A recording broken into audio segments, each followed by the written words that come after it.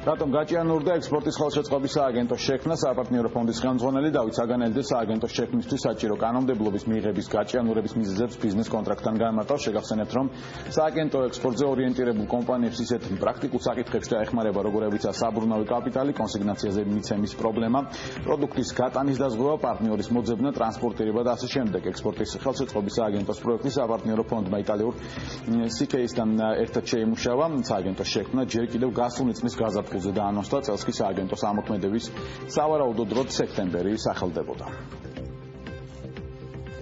ძალიან ბევრი მოსაზრებები იყო გასათვალისწინებელი. ძალიან სხვადასხვა საერთაშორისო ორგანიზაციების კერძოდ სავალუტო ფონდის, იგივე მსოფლიო ბანკის, იგივე ვთქვათ KFS, რომელიც აქტიურად მონაწილეობს ჩვენ საქმიანობაში, საპარტნიორო ფონდის ბიზნესში. თავრობის ბევრი განხილვების შედეგად ჩვენ მივედით ყველაზე ოპტიმალურ ვარიანტამდე.